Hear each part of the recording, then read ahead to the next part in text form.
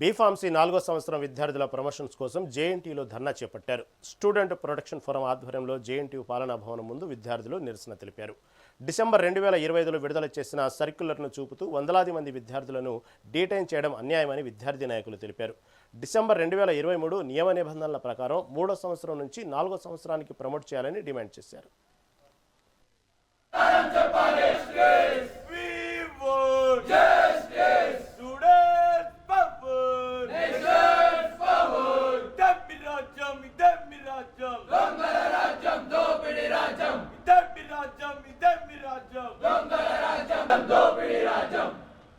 తెలంగాణ రాష్ట్రంలో అతి ప్రఖ్యాతిగాంచినటువంటి జవహర్లాల్ నెహ్రూ సాంకేతిక విశ్వవిద్యాలయంలో ఒక్కొక్క అధికారిది ఒక్కో తీరు అన్నట్టుగా యూనివర్సిటీ నడుస్తూ ఉంది.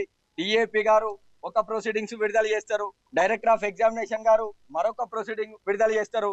R22 రెగ్యులేషన్ ప్రకారం అసలు దేశంలో కాదు ప్రపంచంలో కూడా ఏ విద్యార్థి జాయిన్ అయిన నాటికి ఏ రకమైనటువంటి నియమ నిబంధనలు ఉన్నాయో ఆ విద్యార్థి ఆయా కోర్సు పూర్తి చేసే వరకు అవే నియమ నిబంధనలతోని తన కోర్సు పూర్తి చేయాల్సినటువంటి అవసరం ఉంటది.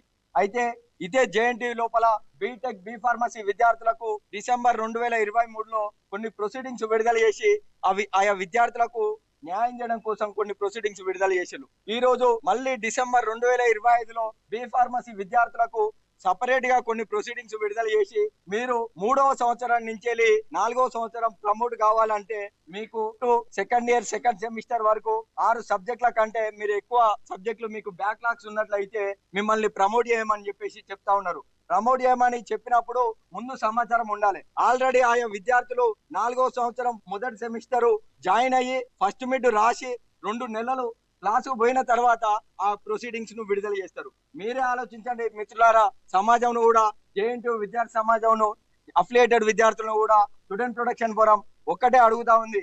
ఆల్రెడీ జాయిన్ అయ్యి విద్యార్థి 2 నెలలు గడిచినాక ఏ రకంగా ప్రొసీడింగ్స్ విడుదల చేస్తారు, ఎలా అప్లై చేస్తారు?